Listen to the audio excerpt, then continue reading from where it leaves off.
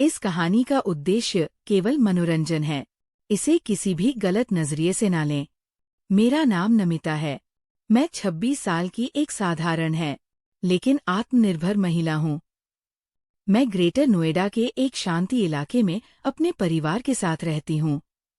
मेरी जिंदगी बाहर से देखने पर बिल्कुल परफेक्ट लगती है। मेरे पति एक बड़ी कंपनी में काम करते हैं और अक्सर काम के सिलसिले में अलग अलग शहरों में जाते रहते हैं।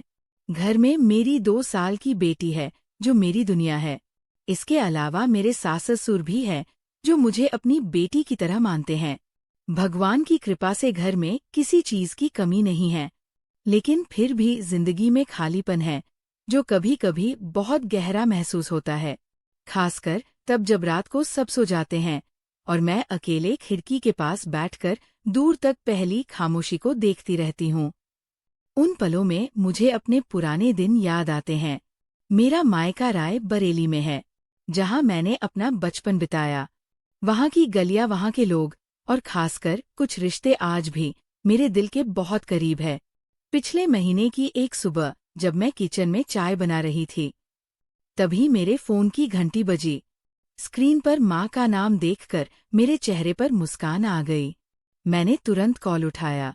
माँ ने हालचाल पूछने के बाद कहा कि आर्यन का एग्जाम गाजियाबाद में है और अगर मुझे कोई दिक्कत ना हो तो वह कुछ दिन मेरे पास रुक सकता है।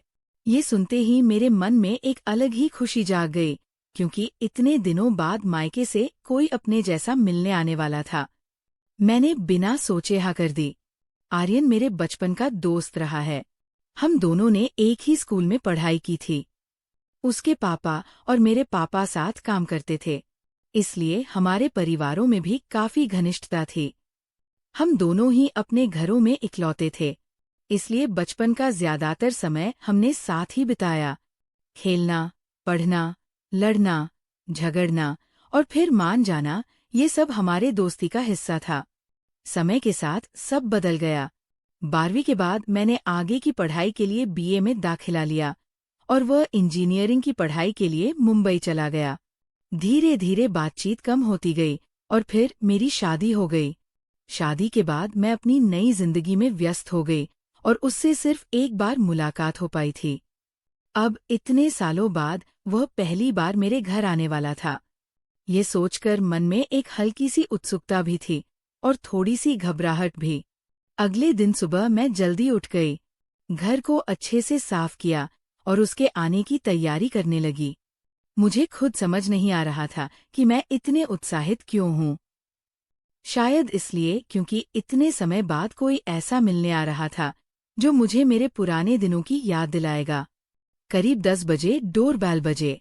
मेरा दिल अचानक तेज धड़कने लगा। मैंने दरवाजा खोला तो सामने आर्यन खड़ा था। वह पहले से काफी लंबा हो गया था। उसके चेहरे पर आत्मविश्वास साफ झलक रहा था, लेकिन उसकी मुस्कान वही पुरानी थी जिसने मुझे एक पल में सालों पीछे पहुंचा दिया। वह मुझे देखते ही मुस्कुराया और बिना कुछ सोचे गले लगा लिया। उसे एक पल में जैसे सारी दूरी खत्म हो गई। मैंने हंसते हुए कहा, तुम तो बहुत बदल गए हो। उसने जवाब दिया, तुम भी पहले जैसी नहीं रही। उसकी बात सुनकर मलका सब मुस्कुरा दी, लेकिन अंदर कहीं कुछ अलग सा महसूस हुआ।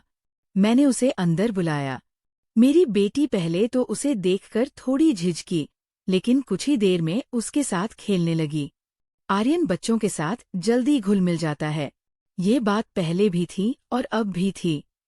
उसने मेरी बेटी को गोद में उठाया और उसके साथ खेलने लगा। ये देखकर मेरे चेहरे पर सुकून भरी मुस्कान आ गई। कुछ देर बाद वह फ्रेश होने चला गया और मैं किचन में चाय बनाने लगी। जब हम दोनों चाय लेकर बैठे तो बातों का सिलसिला शुरू हो गया।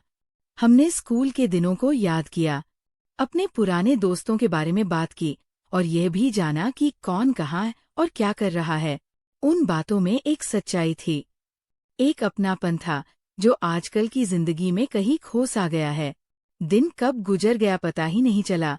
शाम होते होते मुझे एहसास हुआ कि इतने दिनों बाद मैं सच में दिल से ऐसे हूँ। रात को हमने साथ में खाना खाया और फिर सोने की तैयारी करने लगे। मैंने उसे अपने कमरे में ही रुकने को कहा क्योंकि घर में बाकी कमरे बंद थे और वहाँ जगह भी थी। उसने बिना किसी झिझक के हाँ कर दी। कमरे में हल्की सी रोशनी थी और खिड़की से आती ठंडे हवा माहौल को और भी शांत बना रही थी। मेरी बेटी बीच में सो गई और हम दोनों अपने अपने कोनों में लेटकर बातें करने लगे। बातों का विषय फिर से बचपन की यादें बन गई। हम दोनों उन पलों को याद करके हंसते रहे, लेकिन उसी हंसी के बीच कभी कभी एक खामोशी भी आ जाती थी, जो बहुत कुछ कह जाती थी। धीरे धीरे बातचीत कम होती गई और कमरे में सन्नाटा छा गया, लेकिन वो सन्नाटा अजीब नहीं था। उसमें एक सुकून था, एक अपनापन था। मैंने हल्के से उसकी तरफ देखा। वो आंखें बंद किए हुए था, लेकिन उसके चेहरे पर एक शांति थी। उस पल मुझे एहसास हुआ कि वक्त ने हमें कितना बदल दिया है। अब हम बच्चे नहीं रहे, लेकिन दिल के किसी कोने में वह मासूम में तब भी जिंदा है। उस रात मुझे देर तक नींद नहीं आई। मेरे मन में कई तरह के ख्याल आ रहे थे। पुराने दिन और वर्तमान के बीच जैसे कोई पुल बन गया था। मैं समझ नहीं पा रही थी कि ये सिर्फ एक मुलाकात है या कुछ ऐसा जो मेरे अंदर छिपी भावनाओं को जगा रहा है। आखिरकार मैं भी आंखें बंद करके लेट गई। अगली सुबह मेरी नींद थोड़ी देर से खुली। जब आंखें खुली तो खिड़की से आती हल्की धूप कमरे में फैल चुकी थी। एक पल के लिए मुझे समझ ही नहीं आया कि मैं कहाँ हूँ। फिर अचानक मुझे याद आया कि आर्यन घर पर है। मैंने तुरंत इधर उधर देखा तो वो उठ चुका था और मेरी बेटी उसके साथ खेल रही थी। उनकी ऐसी की आवाज कमरे में गूंज रही थी। वेदर से देखकर मेरे चेहरे पर अपने आप मुस्कान आ गई। इतने दिनों बाद घर में ऐसी रौनक महसूस हो रही थी। मैं उठकर किचन में गई और नाश्ता बनाने लगी। थोड़ी ही देर में आर्यन भी वहां आ गया और बोला, आज मैं मदद करूंगा। मैंने हंसते हुए कहा, तुम मेहमान हो, आराम करो। लेकिन उसने जिद की और मेरे साथ खड़ा होकर छोटी छोटी चीजों में हाथ बटाने लगा। उस दौरान हमारी बातचीत फिर से शुरू हो गई, लेकिन इस बार बातों में एक नई सहजता थी, जैसे हम दोनों फिर से एक दूसरे को समझने लगे हो। नाश्ते के बाद वह अपने एग्जाम के लिए निकल गया और मैं अपने रोज के कामों में लग गई। लेकिन आज हर काम करते समय मेरे चेहरे पर एक अलग ही सुकून था।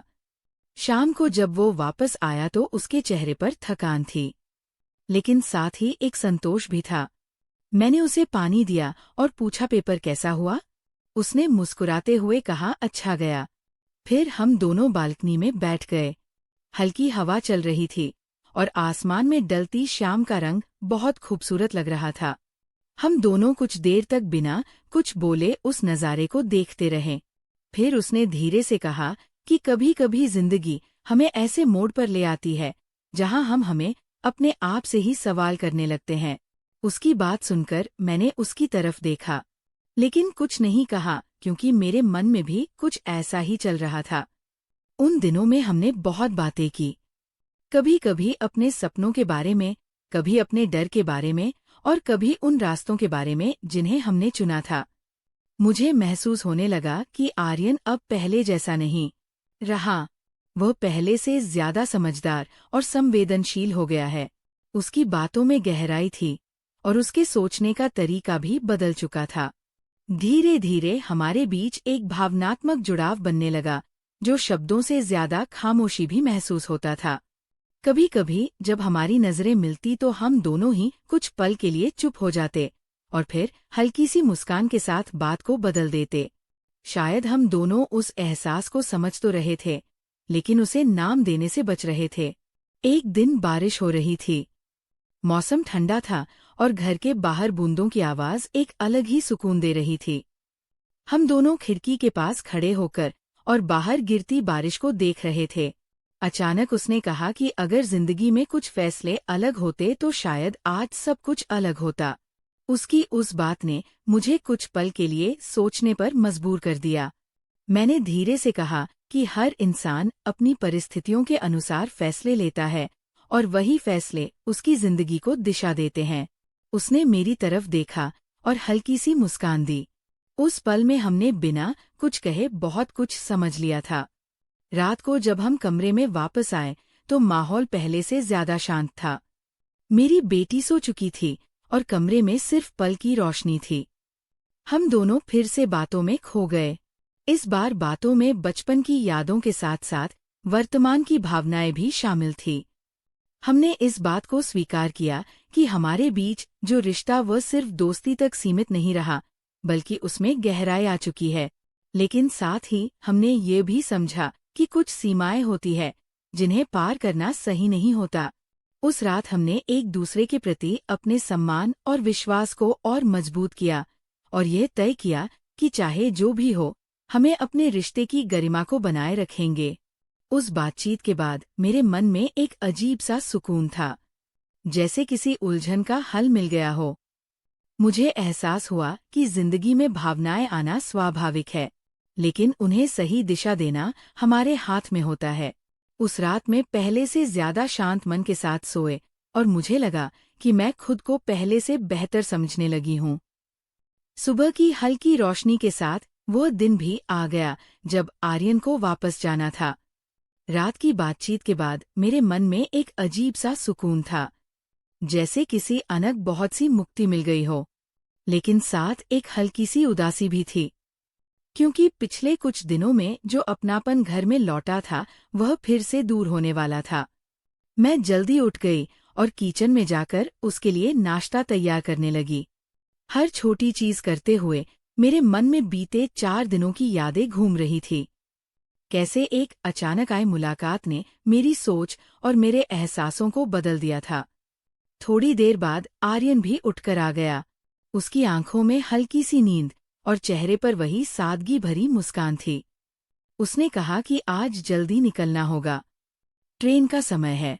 मैंने सिर हिलाकर हाँ कहा, लेकिन कुछ पल के लिए हम दोनों चुप हो गए, जैसे शब्द कम पड़ गए हो।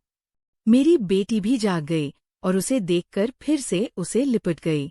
वह उसे गोद में उठाकर खेलने लगा, लेकिन इस बार उसकी मुस्कान में एक हल्की सी कसक थी। नाश्ता करते समय हमने सामान्य बातें की, लेकिन हम दोनों जानते थे कि ये समय खास है और शायद इसी वजह से हम उसे हल्का बनाने की कोशिश कर रहे थे। जाने से पहले उसने घर के हर कोने को एक नज़र देखा, जैसे इन पलों को अपने साथ ले जाना चाहता हो। जब वह दरवाजे के पास पहुंचा तो कुछ पल के लिए रुक गया। मैंने उसकी तरफ देखा और वह मेरी तरफ देखता रहा। उस नज़र में ना कोई सवाल था ना कोई जवाब, वैसे एक समझ थी। मैंने हल्के से कहा, अपना ख्याल रखना। उसने मुस्कुराते हुए कहा, तुम भी, और फिर वह मुड़कर चल पड़ा। मेरी बेटी उसे जाते हुए देखती रही और मैं दरवाजे पर खड़ी रही, जब तक वह नज़रों से उजल नहीं हो गया। दरवाज़ा बंद करने के बाद घर में फिर से वही शांति लौट आई, लेकिन इस बार वो पहले जैसी खाली नहीं थी, क्योंकि अभी शांति के साथ यादों की गर्माहट भी थी। मैं धीरे धीरे अपने कामों में लग गई, लेकिन हर काम के साथ एक नया एहसास जुड़ा हुआ था। मुझे लग रहा था कि इन कुछ दिनों में मुझे अंदर से बदल दिया है। मैंने खुद को पहले से ज्यादा समझना शुरू कर दिया था। मुझे एहसास हुआ कि जिंदगी में हर रिश्ता एक सीख देकर जाता है। कुछ रिश्ते हमारे साथ हमेशा रहते हैं और कुछ सिर्फ हमें सही दिशा दिखाने के लिए आते हैं। आर्यन के साथ बिताया हुआ समय मेरे लिए वैसा ही था। उसने मुझे ये सिखाया कि भावनाएं गलत नहीं होती, लेकिन उन्हें समझदारी से संभालना जरूरी होता है। शाम को जब मैं बालकनी में खड़ी थी तो वो हवा फिर से चल रही थी, लेकिन इस बार मेरे अंदर कोई उलझन नहीं थी, बल्कि एक सुकून था। मैंने आसमान की तरफ देखा और हल्की सी मुस्कान के साथ सोचा कि जिंदगी सच में बहुत खूबसूरत है। वैसे मैं इसे सही नज़र से देखने की जरूरत होती है। कुछ दिन के बाद मेरी दिनचर्या फिर से शुरू हो गई, लेकिन अब मैं पहले जैसी नहीं थी। मैं अपने हर रिश्ते को और ज्यादा समझने लगी थी। अपने पति के साथ भी मैंने अपनी भावनाओं को और खुलकर साझा करना शुरू किया और यह महसूस किया कि सच्ची खुशी वही होती है जहां विश्वास और समझ दोनों साथ हो। आर्यन अब दूर था, लेकिन उसके साथ बिताए हुए पल मेरे दिल में एक खूबसूरती याद बनकर रह गए, जो मुझे हमेशा ये याद दिलाते रहेंगे कि जिंदगी में हर मुलाकात का एक खास मतलब होता है और कभी-कभी कुछ लोग हमारी जिंदगी में सिर्फ हमें खुद से मिलाने के लिए आते हैं। दोस्तों, ये कहानी आपको कैसी लगी? हमें कमेंट करके जरूर बताएं। और आप चैनल पर नए हैं तो चैनल को सब्सक्राइब करना ना भूलें। धन्यवाद।